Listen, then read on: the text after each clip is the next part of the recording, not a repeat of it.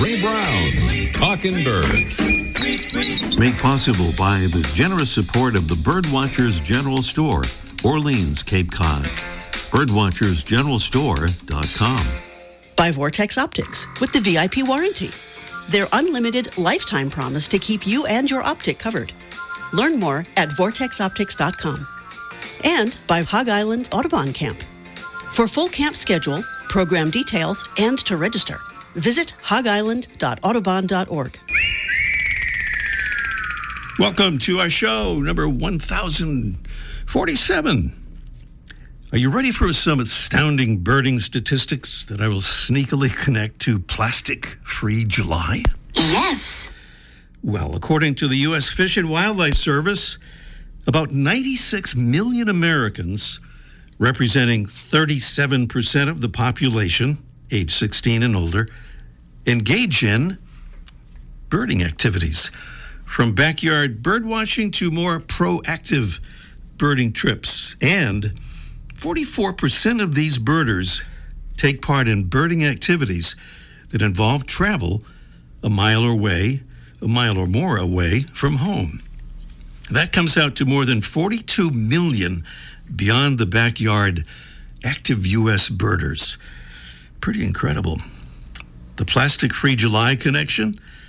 Well, just think, if all of those 42 million active birders were to pick up plastic trash while they're birding, they could contribute in a meaningful way to the fight against plastic pollution.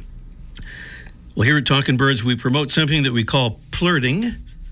Plurting is a mashup word for picking up litter while birding. And we invite listeners to become official Proud Plurters. When they do, we send them a Proud Plurter iron-on patch by which they tell the world they're fighting back against plastic pollution while watching birds. If you'd like to be an official Proud Plurter, please let us know. And to do it, just click on that all-purpose Get Involved tab at the top of our talkingbirds.com website. And then just scroll down to where it says Go Plurting. An easy sign up from there. Meanwhile, we have two new Proud Plurters to acknowledge and thank today. And they are Jasmine from Oxford, Georgia, and Judy L. from Castleberry, Florida. Thank you, Jasmine and Judy. Last week, Tommy Johnson from Brighton, Illinois, sent us a report about some keel-billed toucans and white-throated magpie jays that he was viewing in Costa Rica. And this week, we have another report from Costa Rica in the form of an audio postcard. Here it comes. This is Heather, and I'm on the balcony of my hotel in the Monteverde Cloud Forest in Costa Rica, listening to a rufous and white wren sing. In front of me, there's a cecropia tree where a blue and tan motmot has been eating the fruit of the tree. There's a green and bronze hummingbird that I can't identify zipping around below as well. Beautiful. Thank you so much, Heather. There at the Monteverde Cloud Forest in Costa Rica. Everyone's going to Costa Rica. It seems even our own Debbie Bleacher is down there as well. Moving on to our Mystery Bird Contest preview. You're hearing the bird there, and here are some details about that bird. It's a small songbird, about 4 to 5 inches long with a gray hood and sharply contrasting white eye rings. Plain olive green on the back and wings with a yellowish throat, breast, and belly. Our bird, which feeds almost exclusively on insects, breeds over much of the northern U.S. and Canada, but does not nest in the famous eastern U.S. music city for which it's named. It winters in Mexico and parts of Central America. That's a preview of the contest. And the prizes, a big bag of our favorite coffee, delicious Birds and Beans coffee, grown under the natural forest canopy in Central America to preserve wintering habitat for birds. And a 1-year subscription to the great birding magazine, BWD. Founded in 1978 as Birdwatchers Digest, now back and bigger and better than ever with each large format issue. Packed with beautiful photographs and illustrations and in-depth articles. Prizes on our Mystery Bird Contest coming along on this morning's show.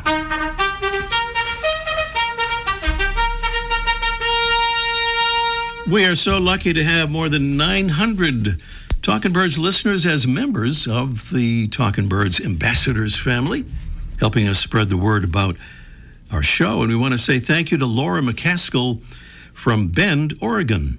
Thank you so much, Laura. Laura has a wonderful business there, too, called Birds for Good, where they want to do the right thing for birds, the planet, and people. All their products are sustainably sourced, and they not only give part of their proceeds to worthwhile causes, but your purchase will show clearly the amount given to good causes. That is pretty cool. The website there is birdsforgood.com. To become an ambassador, very easy. It's that Get Involved tab at talkingbirds.com, and just scroll down there to become an ambassador. That's how to do it. We'll send you some of our little Talking Birds cards about the show. You can hand them out at your leisure to friends and neighbors, fellow co-workers, and maybe most important, folks who might become birders as a result of your handing them one of those cards. Still to come today, we'll learn about another fabulous festival, a 3-day urban birding festival coming in September to the great city of Chicago. Also today, Mike O'Connor will join us for a Let's Ask Mike segment, almost live from the archive, about a feisty flycatcher that'll take on all comers, including Cooper's hawks. And up next, a southwestern species whose subdued plumage in the shadows bursts into scintillating splendor in the sunlight is today's featured feathered friend. Thanks to Matt Griffiths from Tucson Bird Alliance for inspiring the idea for this week's featured feathered friend segment about the varied bunting. Matt says in his post about the bird, varied buntings can, and usually do, look like a blob of darkness when you find one. Get them in the right light, though, and you will quickly learn to appreciate the subtle detail and amazing mix of colors this bird displays. The varied bunting is a sparrow-sized songbird with a modestly forked tail and a short conical bill. Breeding males are a mix of reds and purples with a violet-blue face, shoulders, and rump, red on the crown, chest, and belly, and a red eye ring. Females and first-year males are brown above and buffy gray below. Our bird's diet consists mostly of insects, seeds, and cactus fruit. They often forage in pairs or small flocks, and it's thought that the frequent twitching of their wings and tail is done to flush insect prey. Matt says this mostly Mexican species is visiting southeast Arizona right now, preferring dense thickets of mesquite and hackberry along canyon washes, and he recommends looking for varied buntings in places like Catalina State Park, Madera Canyon, and Patagonia. By the way, you can see a whole lot more info about birds on the Tucson Bird Alliance website. And you'll find a direct link to Matt Griffith's excellent piece about the varied bunting at talkingbirds.com and on our social media pages. The varied bunting, Passerina versicolor. Today's Talkin' Birds featured feathered friend. Welcome again to our show, number 1047. Well, the first ever urban birding festival in Chicago in 2024 was such a huge success that it's back again this year. September 12th through September 14th, home-based at the famous and fabulous Peggy Notebart Nature Museum. Two of the folks who contributed to last year's success are with us to tell us about this year's festival. Josh Engel and CJ Greco. Good morning, Josh and CJ. Good morning. It's great to be here. Good morning, Ray. Happy to be here. Wonderful to have you with us and have you back, CJ. Josh, you know a little something about leading birding trips as the founder of Red Hill Birding, which offers nature and birding tours and photography tours all around the world. Well, let me ask you to talk a little bit, Josh, about the joys of urban birding and what makes Chicago such a great place for it. Well, urban birding can be spectacular in many cities around the world. And part of it is just the surprise that there's such incredible bird life and incredible diversity of birds in these urban environments. So it makes for a great experience to go into these cities and see what you can see. And Chicago is particularly good with birds being concentrated by the Great Lakes, tons of birds migrating through every spring and fall that get concentrated by some of the urban habitat that we have both along the lakefront and in some of our urban parks, and in the excellent system of forest preserves that we have both in Cook County, where Chicago is, and in the surrounding counties. Well, I started scrolling down the list of field trips and was amazed at the number and variety. And then I realized I hadn't even gotten to Sunday yet. But give us a quick overview, if you would, Josh, about the kinds of excursions that folks can join in on this year. Yeah, there's a great variety of field trips. Many of them are traditional trips to some of our top birding locations like Jackson Park, Wooded Isle, Montrose Point, the Lake Calumet area. But then we have a lot of unique trips that you really have to be at the festival to get to experience these sorts of things. So, for example, you can go birding by boat, either by kayak, on some of the waterways in the area, or we're doing these very special, what we call pelagic trips, sort of a play on pelagic, where you take a boat out into Lake Michigan, see what you can find out a few miles out in the lake. Many birders will know that some of the best birding to be done anywhere is at sewage ponds.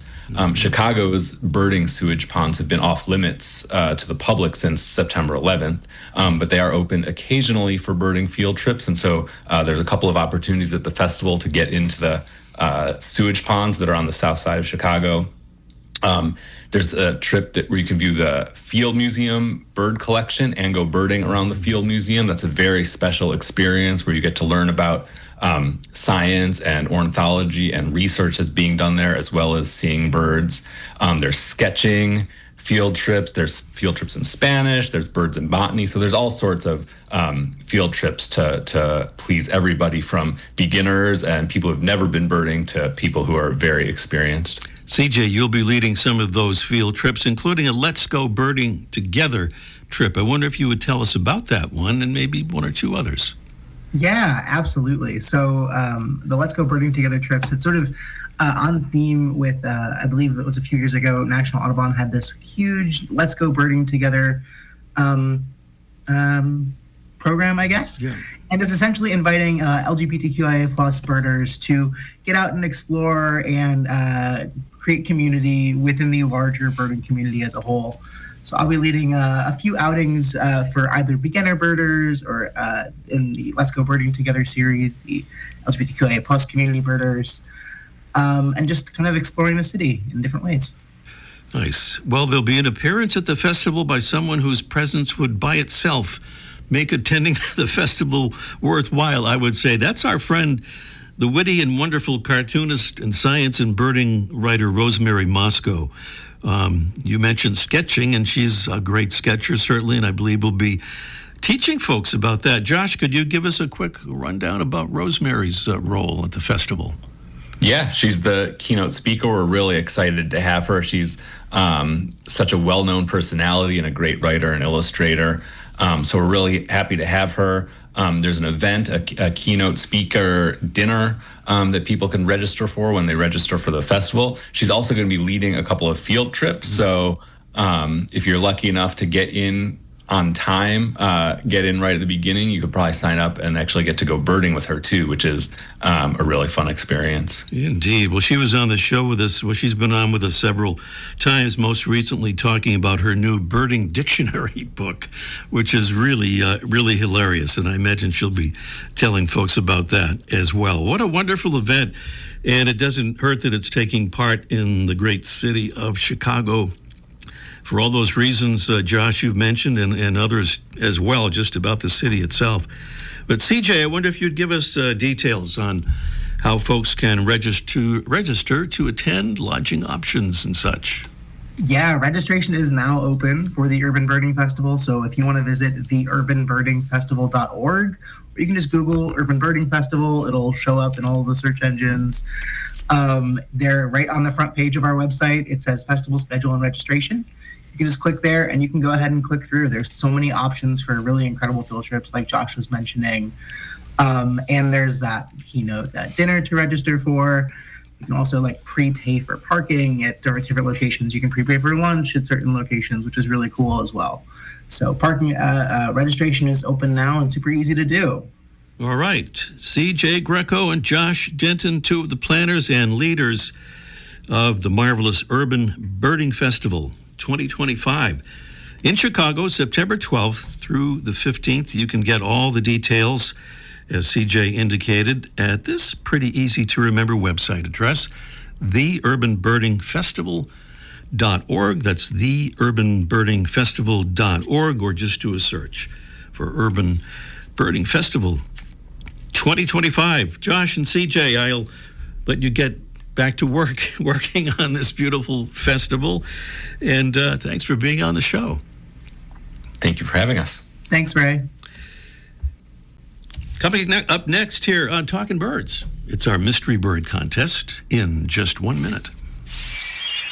The flutter of a tail feather, the flash of a wing bar in mid-flight.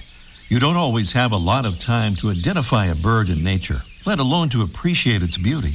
But with Vortex Optics, you'll have the power to bring every wild moment closer.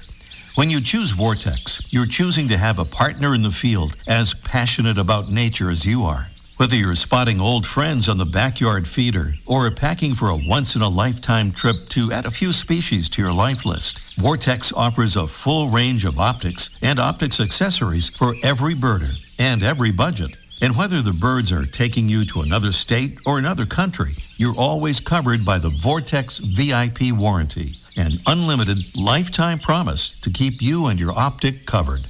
If you'd like to learn more, or if you need help choosing your next optic, give Vortex a call at 1-800-4VORTEX or visit vortexoptics.com. That's our mystery bird. Clues about the bird.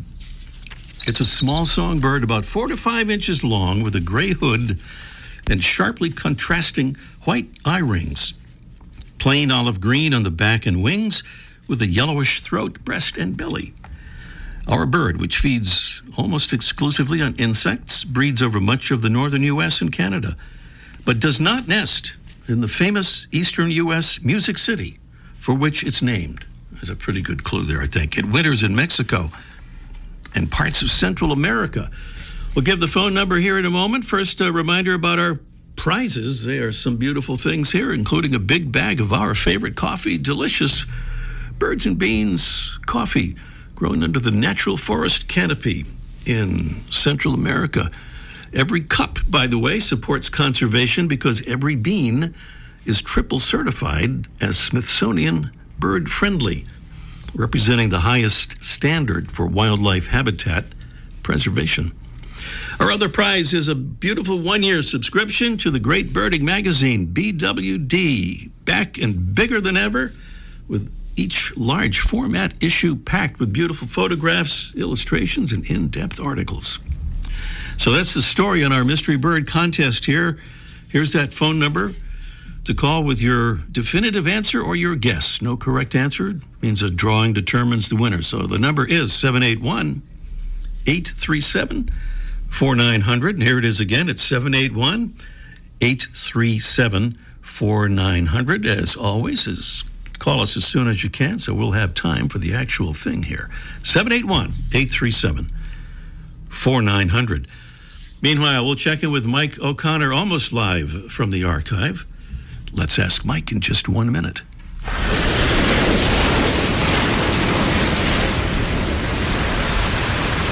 Hog Island Audubon Camp has welcomed nature enthusiasts to its shores since 1936. It's a program of the Seabird Institute, and the island hosts 5-night sessions for adults, teens, and families taught by the world's leading naturalists, ornithologists, and artists. Hog Island campers deepen their relationships with the birds and the ecosystems around them during the island's immersive educational camps. New for the 2025 camp season is Let's Go Birding Together. Scheduled during peak fall migration, this session is a safe space for queer birders to connect with nature and each other while learning ways to foster a similar environment in their community's home. For full Hog Island schedule, program details, and to register, visit hogisland.audubon.org.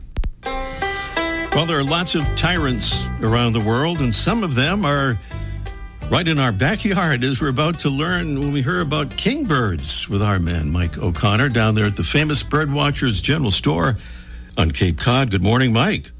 Good morning, Ray. I'm just stepping out of the shower. I tried out that bar soap and shampoo you talked about. Yeah, how'd it work? Pretty good. It's pretty good. Pretty good? Yeah. I know when you tell people about bar shampoo, it sounds a little weird, probably, first of all, but I have to say I've tried it, and it works great, and you get rid of all that plastic bottle stuff. Yeah. So, Now I got a towel off. Give me a second. Kingbirds use it, I hear, but I'm not certain about that. Yeah.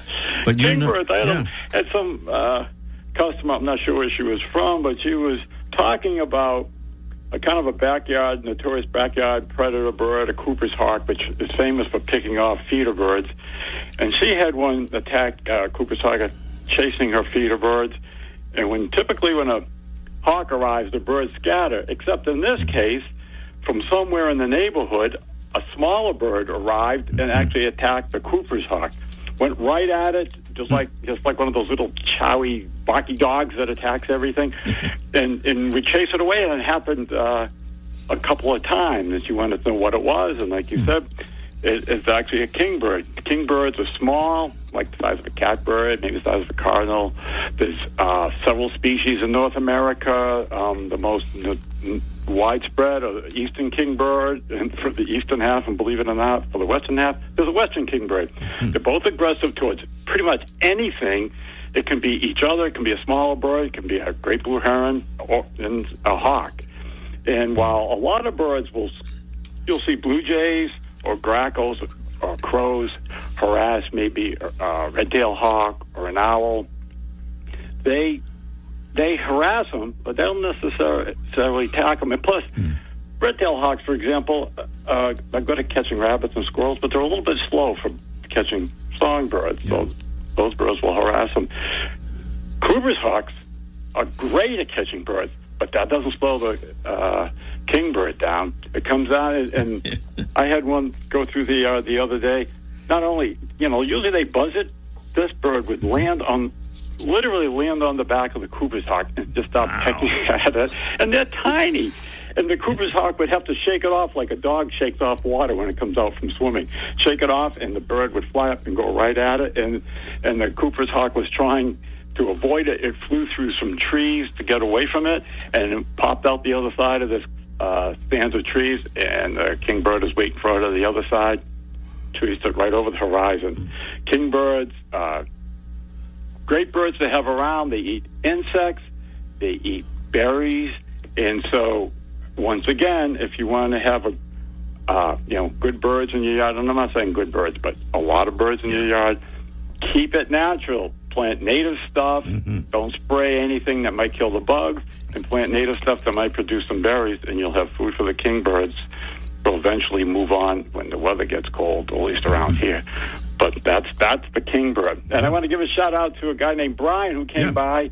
He's a letter carrier, and while he's delivering the mail, he's listening to Talking Birds, and he seemed to like my spot for some reason. But that give him a lot of credit for that, because you told me this story. You're being very modest there, because he didn't just say he kind of likes your part. He said your part, even though he thought it was 6 minutes long.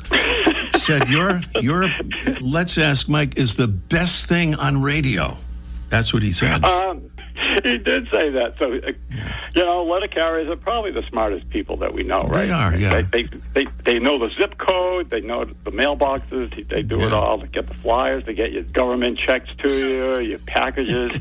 So this guy is clearly, and he listens to it while he's delivering the mail. So if you get the wrong mail, That's because Brian wasn't paying attention. He was listening to the Talking Birds. It's our fault. Yeah, his radio only gets one channel, which might also explain it. But all right, Mike. Thank you. We'll talk to you next week. Okay. All right. See you later. Mike O'Connor there at the famous Birdwatchers General Store in Cape Cod, and now we're back to the mystery bird contest, and we'll listen to the bird one more time. It's not an unpleasant bird to hear again. Kind of sweet. It's a small songbird, about 4 to 5 inches long. It has a gray hood and sharply contrasting white eye rings, a plain olive green color on the back and wings, and a yellowish throat, breast, and belly would be the bird there. And Annette is in Richford, Vermont, calling in on our mystery bird contest. Good morning, Annette. Good morning. Good morning. Thank you for calling in, Annette, and for giving us a guess here, as I think you're about to do on our mystery bird contest. What do you say the bird is? I think it's a Nashville warbler. From down there in Nashville. Yes, indeed. Nice. That's pretty good, because you're way up in Vermont, and that's down there in Tennessee. But well, we do get them up here in the fall. Usually, I see them more. Sometimes in the spring, but a lot of times in the fall. Yeah. So September, yeah. And as we pointed out, this bird doesn't actually breed anywhere near Nashville. It just happened to first have been observed there by the great Alexander Wilson, who named the species Nashville warbler. That was back in 1811. So there you go. So you are absolutely right, and we might have a bonus question here for us, for you. In fact, I know we do. Okay. If you'd like to try. All right. All right. Sure. Okay, here we go. Smithsonian Magazine recently reported about an unusual flight speed measurement for a western gull. San Diego State Biological Sciences professor Scott Schaffer had attached a tracking device to the gull, which showed that it had been traveling at 60 miles per hour, about triple its normal speed. After some further study, Professor Schaffer and colleagues concluded that the bird had achieved this speed by doing what? A, taking advantage of a very strong tailwind. B, drafting the slipstream of some fast-flying ducks. Or C, hitching a ride on a garbage truck. Yuck. Wow. Those, well, yeah. I'm going to rule out C. Is that C No, that you're ruling out, did you say? I am Yeah, ruling okay. out C. Okay. I am reading a great book on feathers, but okay. So we have the slipstream with the ducks was B, and the first one was, what was that again? Strong tailwind, taking advantage of a strong tailwind. Yeah. I think it's B, the ducks, taking advantage of the ducks. The taking advantage of the ducks. That seems like a totally reasonable thing to guess, but that. It's A, wasn't it? Well, I hate to tell you this, Annette, but the answer is actually C. C was the answer. The gull apparently had hopped aboard a garbage truck, which allowed the bird to travel very fast while enjoying some delicious snacks along the way. That's hilarious. That's great. All right. Smart gull. You've won those prizes, Annette. Stay on the line, and Tim will take your info on that. All right. Thank you so much. Thank you, Annette. Correctly identifying, by the way, the Nashville warbler as our mystery bird. And we are pretty much plumb out of time for today's show. Next week, I believe, we'll be in the Science Corner with a special in-depth report from our own Debbie Bleacher. Come up to the lab. And see what is on the slab. Yeah. By the way, that's our special guest engineer today, Tim. Thank you. Tim McKinney. Yes. And hi, everyone. Isn't he just the best? Yes. All right. Oh, thank you. Oh, thanks to our entire Talking Birds team, Debbie Bleacher, Freya McGregor, and our guest engineer today, Tim McKinney. I'm Ray Brown. See you next week. The bird show. I like that. Ray Brown's Talking Birds. Made possible by the generous support of the Birdwatchers General Store, Orleans, Cape Cod. Birdwatchersgeneralstore.com. By Vortex Optics with the VIP warranty. Their unlimited lifetime promise to keep you and your optic covered. Learn more at vortexoptics.com. And by Hog Island Audubon Camp. For full camp schedule, program details, and to register, visit hogisland.audubon.org.